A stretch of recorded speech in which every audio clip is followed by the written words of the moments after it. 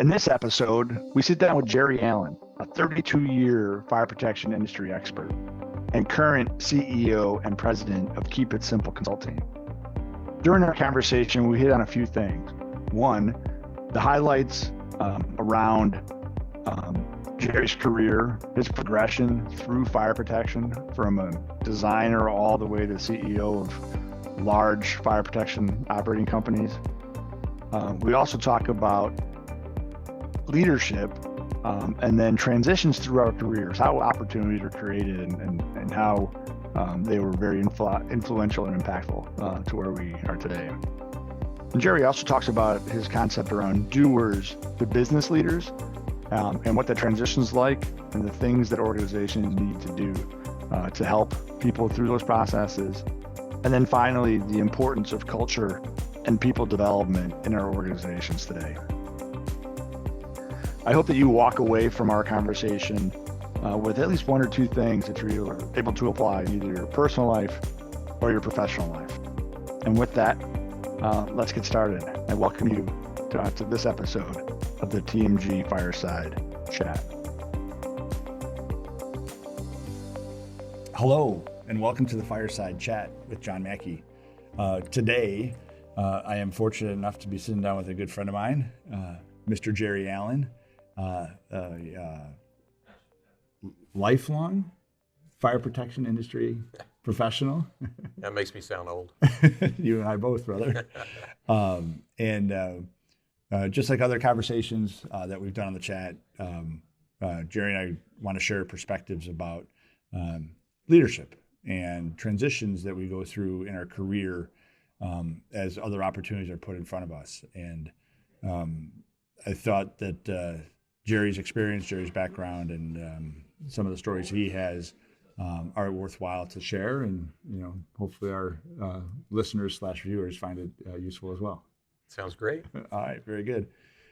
So Jerry, before we get going, we start every one of these episodes with some rapid fire just to help put people at ease and what have you. So, sports fan? College football. College football. All right. So what is your is it first an SEC team or is it old school Big 12? Well, that's a trick question, because my team is the Texas Longhorns. So they're Big 12 currently, moving to the SEC.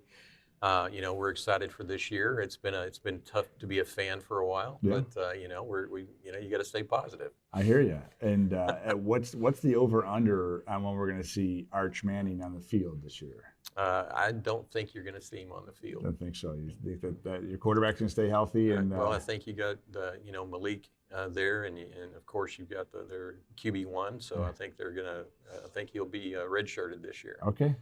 That's my call. All right.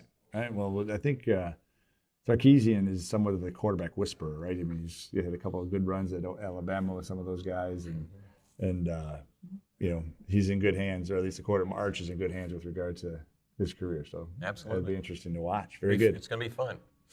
What about food? What you grew up in the South. Most of your career has been in the South. What is your favorite go-to food? Oh, well, my go-to food, I'm from Texas, so it's got to be Texas barbecue. Texas barbecue. Especially brisket. I mean, if you've got to put sauce on barbecue, it's not, you didn't cook it well enough. Very good. Yeah. Living in Alabama, I've learned to appreciate barbecue.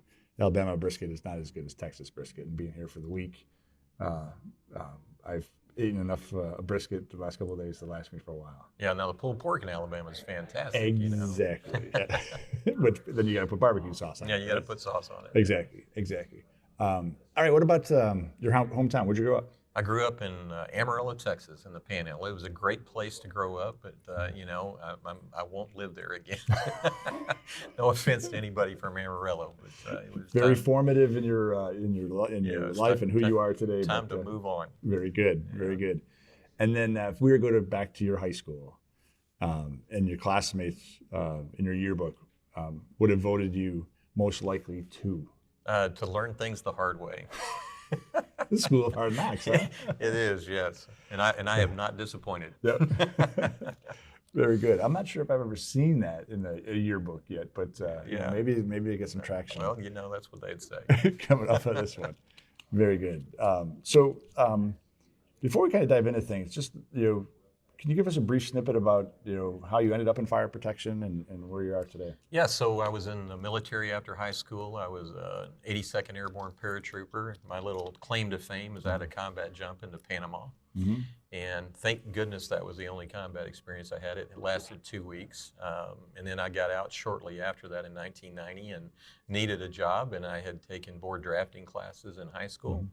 And there was a local company that needed a draftsman, and it was a fire protection company. And I got in there and fell in love with it. And just the idea of protecting lives and property, it just really appealed to me. And each design was unique and never the same thing twice. Yep. And so it was just a blast, and loved the industry growing up in it. I mean, I've pretty much done, I grew up as a doer, and got really good at design, became a design manager, got into project management, into sales, ran a department for a while, and then a branch office, and then eventually president and CEO of a couple different companies. So it's been a wild ride. I'd say so. Yeah, 32 years in the industry. Wow. Yeah. Wow. How time flies when you're having fun. Oh my goodness, right? It seems like yesterday. Yep. That's great. You made a reference there with regard to a doer, right? I mean, I think if I look at careers in fire protection, we've talked about in other episodes of the podcast that we all find ourselves coming into the industry in a specific role, and not any different than any other industry itself, but we get recognized by working hard, right? Quick learners, not afraid to apply ourselves and put ourselves out there.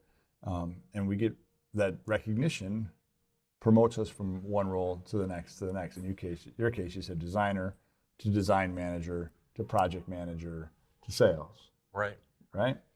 But let's talk a little bit more about what, the role of a doer, and where that fits in, overall leadership and how all that comes together.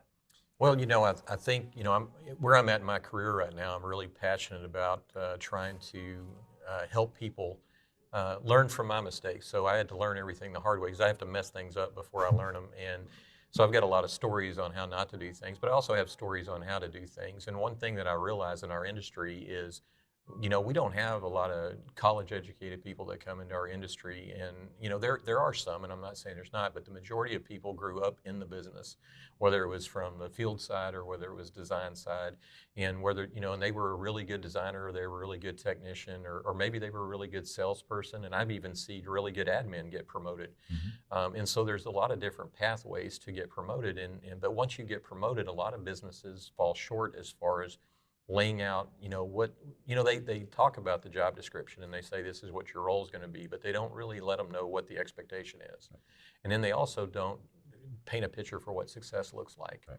And then the third thing that they don't do a very good job of is that we don't train, the business and the leadership skills necessary. And when I say leadership, it's a combination between leadership and management. And when you start out early in your career, you're going to be applying more management tools because you manage things and you lead people. Leadership is influence, management is about control. And it's not one versus the other. It's about how you integrate those and in the role that you're in. And our industry, there's a need to educate because in my experience, every time I got promoted, I had the imposter syndrome. I knew that they'd figure out I didn't know what the hell I was doing. How much time do I have? Yeah, exactly. But then you figure it out, and it takes a while, but you have to make mistakes to do it. And I really think there's an opportunity in our industry that we can help move that forward. And the people today, they really want a pathway, and they want to know that they're being developed. They don't want to have to figure things out. We're moving really fast. People are stressed. They don't have to work for your company anymore. And so culture matters, but also the development of those people. And so having those leadership and management development programs in your business, or even having people that can teach that is priceless for your business. Yeah, I agree. I think that I like your point that you brought with regard to we're managers early in our careers because the experiences then shape our leadership style or skills, right?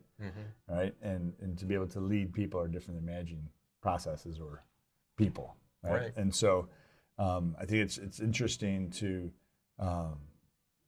understand what's important in today's environment. I've got a 24-year-old son. I know your kids are close to my kids' ages, and really trying to understand, as they look at professions or career paths, what does that look like? Step 1, step 2, step 3, step 4. Right. I think to your point earlier, we didn't have those paths ourselves, right? We came to a company and went to work for whatever it was, and then that door opened based on our performance, right, and how we got the job done.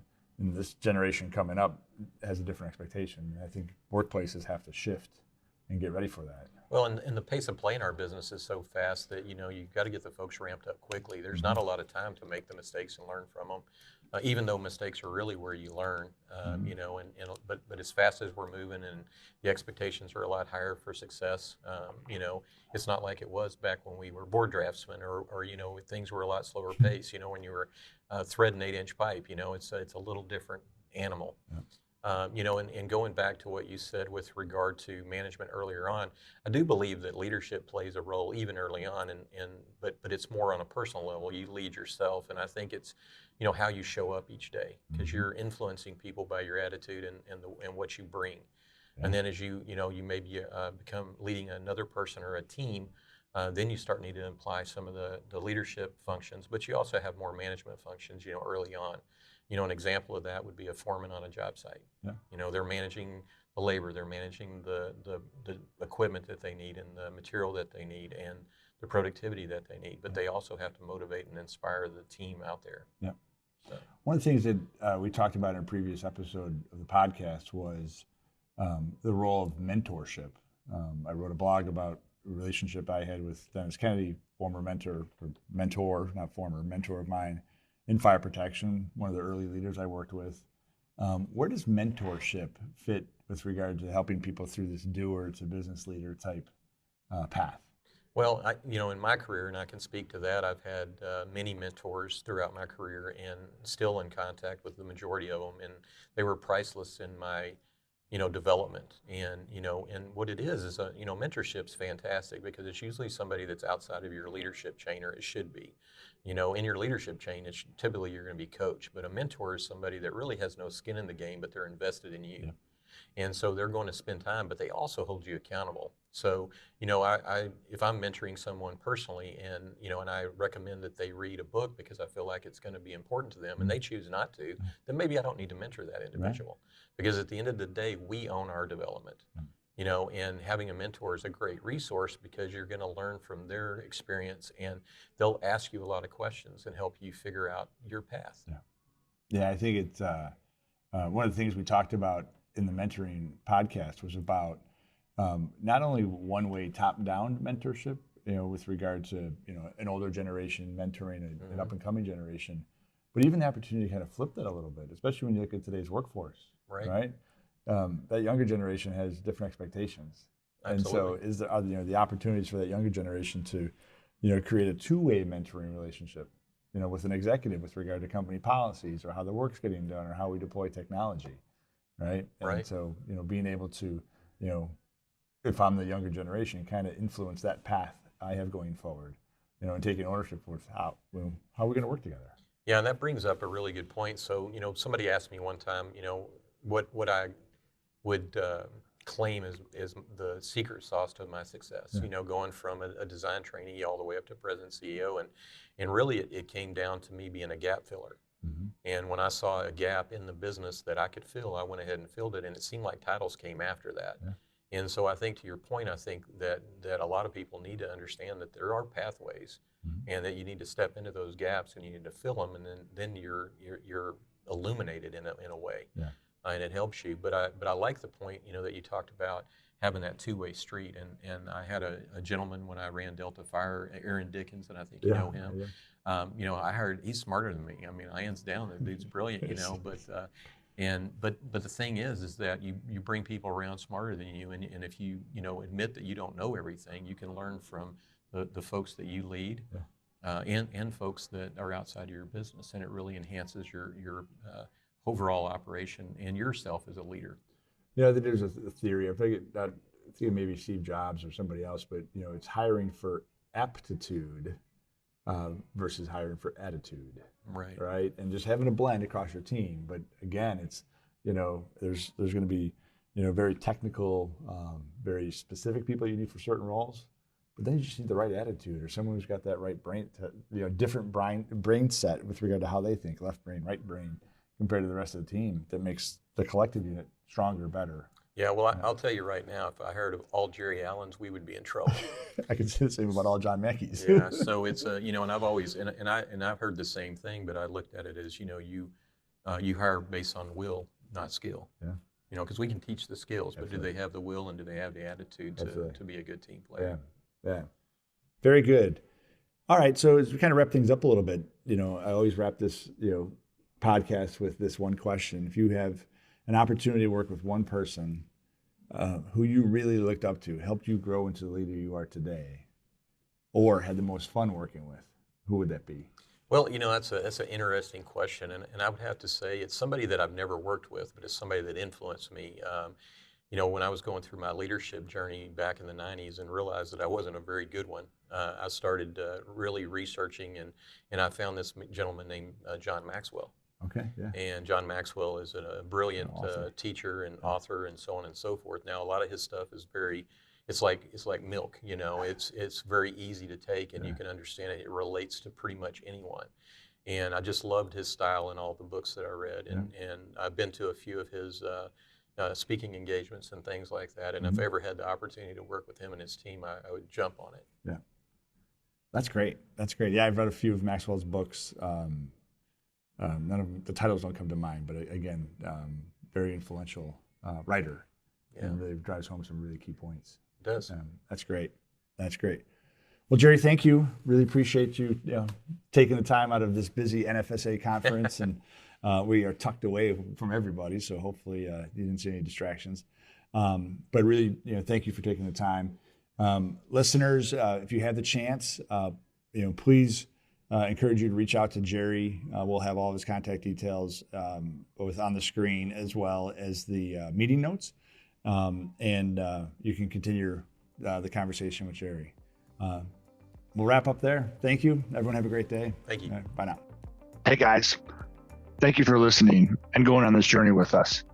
If you enjoyed what you heard, please give the TMG Fireside Chat a 5-star review on Apple Podcasts. And be sure to like, follow, and share TMG on all socials, as well as all podcast platforms. And finally, be sure to tell your friends across the fire protection industry about the TMG Fireside Chat. Thank you and be safe.